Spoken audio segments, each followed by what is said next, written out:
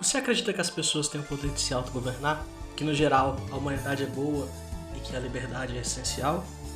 Ou você acredita que as pessoas precisam de um líder com pulso forte, que controle e determine a ordem e o progresso na sociedade, que a liberdade do indivíduo é apenas uma ilusão inocente? Pensando bem, a pergunta mais importante é: você gosta de romance? Esses são alguns dos temas do jogo dessa noite. Bem-vindos ao canal 3, meu nome é Cantalupo e esses são os meus pensamentos sobre Lunar, The Silver Star Story. Luna! Luna, you have to come with us! What? Luna! All the exciting adventures in the world mean nothing if you're not with us!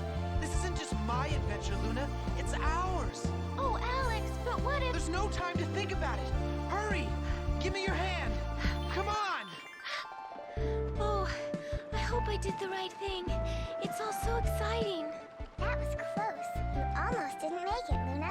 Now, our real adventure can finally begin. O jogo é apresentado na forma gloriosa da pixel art. O desenho dos personagens é charmoso e funcional, porém um pouquinho genérico. Os efeitos de mágicas dão a impressão de devastação e cada arma do jogo tem uma animação própria, o que é bom porque mostra o progresso de forma visual. A introdução dos personagens e as sequências importantes da história são apresentadas em sequências animadas. A grande vantagem desse tipo de apresentação é que geralmente envelhece bem melhor do que os famosos gráficos gerados por computador.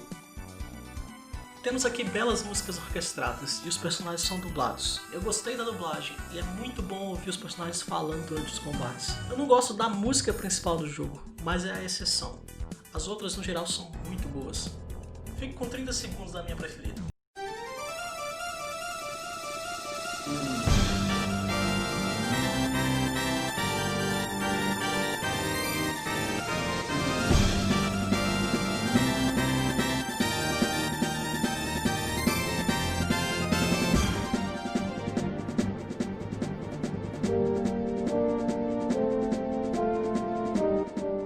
O desenho de jogo é funcional e é bem difícil se perder nas dungeons, ou de não entender como prosseguir a história do jogo. O ciclo é simples: conheça novos personagens, explore as dungeons, lute contra hordas e mais hordas de inimigos comuns, passe um bom tempo se curando, enfrente os chefes, leve algumas surras, tá bom, leve muitas surras, e a história vai prosseguir. Lunar está muito próximo de um JRPG clássico, que é um sistema de combate em que o grupo de protagonistas age e depois os inimigos. Claro, tudo de acordo com a agilidade de cada personagem. Eu tive à minha disposição as opções clássicas de toda JRPG: atacar, defender, usar itens e usar mágica. Os comandos de ataque e defesa fazem com que seja possível alterar a posição dos personagens no campo de combate, o que serve para desviar de ataques que os inimigos telegrafam. No começo do jogo eu não prestei muita atenção nessas sutilezas e acabei morrendo bastante, mas tudo bem. Eu gosto de jogos que não tem pena de matar o jogador. É entediante quando o jogo é tão fácil e parece um filme interativo. Existem alguns quebra-cabeças no jogo, mas nada muito difícil. Eu acho que o maior problema do jogo é um problema de quase todo JRPG: a repetição.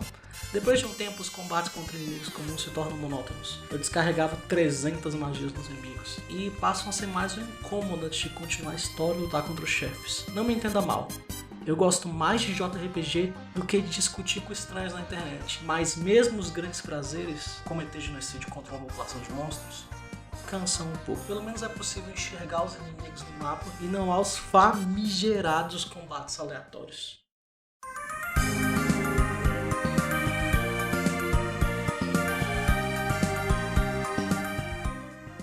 No mundo de Lunar, a vida foi criada e é sustentada pela mágica da deusa Althena.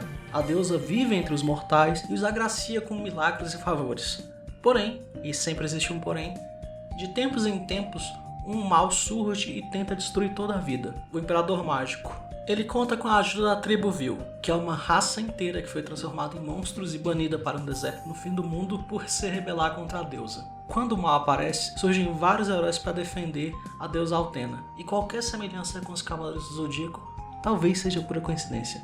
Entre esses heróis, sempre está uma pessoa digna e capaz de comandar os 4 dragões elementais do mundo: o Dragon Master. O ciclo se repete eternamente e após momentos de conflito, há longos períodos de paz. Esse plano de fundo é revelado durante a história do jogo de maneira bem natural. Nada de aparecer um personagem discursando meia hora e explicando toda a história do mundo. Na primeira cena do jogo conhecemos o personagem principal, Alex. Ele é um jovem espadachim que quer se tornar o próximo Dragon Master. Ele e seus amigos de infância, Luna, uma moça capaz de conjurar magia através da música, Nao, um estranho gato voador, e Ramos, que tem o poder do capitalismo, moram num vilarejo remoto chamado Burg. O povoado tem apenas duas coisas notáveis: o túmulo do último Dragon Master, Dyne, e a proximidade com a Caverna do Dragão Branco. Os três saem para explorar a Caverna do Dragão Branco, e lá Alex vai passar pelo primeiro teste para se tornar o próximo Dragon Master. Depois de passar pelo teste, Alex recebe do Dragão Branco a capacidade de usar a mágica e uma peça da armadura lendária que todos os Dragon Masters usam. Mas a comemoração dura pouco, porque uma magia poderosa mata o Dragão Branco. O Imperador Mágico está de volta e determinado a impedir que um novo campeão da deusa Althena surja. Esse novo Imperador Mágico se chama Galeon. Ele foi um dos heróis que ajudou a derrotar a última encarnação do mal. Após mais ou menos 5 horas de jogo, acontece o grande evento que vai dar urgência à história. Luna é sequestrada pelo Imperador Mágico. A partir daqui, Alex continua com sua aventura para se tornar o Dragon Master e resgatar sua amiga de infância. Na sua jornada para passar pelo teste dos outros dragões, ele se junta a novos companheiros. Nash, um prodígio da Cidade dos Magos, o personagem mais rápido e tático do jogo. Ele usa magias que causam dano direto e magias elétricas, e ele também é um dos personagens mais irritantes do jogo. Mia, uma maga herdeira da Guilda dos Magos. Ela é a personagem mais frágil do grupo, mas é a que mais causa dano em área. Ela tem o dever de tentar superar o legado da mãe, que além de líder da Cidade dos Magos, também foi uma das heroínas que ajudou a derrotar a última encarnação do mal. Kylie, o chefe de um bando de ladinos, uma espécie de Conan do anime. Ele é lento, mas bate como um trem. Ele é o típico personagem que finge não se importar muito, mas que tem um coração de ouro. E por último, Jessica, uma clérica de Althena, que é a caixa de curativos do time. Ela tem que lidar com as expectativas do pai. Vejam só, também foi um grande herói. O grupo passa por várias dificuldades na jornada, e também por vários dos clichês do gênero, como viajar de navio voador, derrotar monstros que estão aterrorizando vilarejos, derrubar uma cidade voadora do céu, tomar banho em uma fonte termal, impedir o sequestro de cantoras, enfim, todas as coisas têm que se fazer em um bom JRPG. Após a jornada, Alex recebe os poderes dos outros dragões e o restante da armadura de herói. Foi muito legal ver os personagens interagindo entre si e uma dinâmica estabelecida. Existem dois casais, Mia e Nash, e Kylie e Jessica. Eles vão mudando durante a história, de uma maneira que eu gostei de ver. É uma pena que o Alex não tenha muito o que fazer. Ele apenas sofre por causa de Luna e lida com a atitude afetada do seu gato voador. Então, finalmente, o grupo confronta Galeon, mas o Imperador Mágico limpa o chão com todos. Ele está controlando Luna através de magia e revela que ela é a própria deusa Althena renascida. Há 16 anos atrás, quando o antigo Imperador Mágico foi derrotado, a deusa decidiu que ia abdicar de seus poderes e espalhá-los por toda a humanidade. Ela fez isso porque percebeu que a sua presença era maléfica para a humanidade, porque as pessoas competiam pelo seu favor, o que trazia uma série de desgraças e levava sempre ao reaparecimento do Imperador Mágico. Então, ela decidiu espalhar toda a sua divindade pelo mundo e renunciar à sua imortalidade. Assim, a humanidade teria que trilhar o seu próprio caminho. A deusa e Dyne abdicaram de seus poderes e a deusa reencarnou como uma criança, Luna. Nesse primeiro confronto, o grupo só consegue escapar porque Nao, o gato voador, lembra? Também é um dragão. Depois de se recuperarem, eles recebem a ajuda de Dyne, que veja só não tinha morrido. Alex retira a espada da pedra e adquire um novo poder. Na revanche contra Galeon, o grupo de heróis leva melhor. Porém, a deusa foi revivida e sem o amor que tinha pela humanidade. Ela começa a absorver toda a mágica do mundo, transformando tudo em um deserto. Nos momentos finais do jogo, Alex usa sua ocarina para reviver as memórias de Luna. Assim, o mundo é salvo e a humanidade tem pela frente a tarefa de traçar o seu próprio destino. Apesar desse final grandioso, a história é contada com um tom leve e as relações entre os personagens são bem desenvolvidas. Cada um deles tem um defeito que é superado através das dificuldades da jornada e da relação com os outros. É uma história bem romântica. Os personagens crescem através do amor que sentem uns pelos outros. Claro, isso vai afastar os cínicos do jogo, mas quem gosta de um pouco de esperança nas histórias vai gostar bastante. Quando o grupo é derrotado pela primeira vez, dois personagens, Nash e Kale, assumem uma postura derrotista e não querem de forma alguma voltar à luta. O interessante é, durante todo o jogo, essa postura era meio que esperada dos dois, e cabe a Mia e Jessica convencerem os dois a pararem de se afundar em autopiedade e a voltarem à luta. É uma versão de é melhor morrer em pé do que viver de joelhos. O legal desse momento é que ele é construído durante o jogo para chegar até esse desfecho.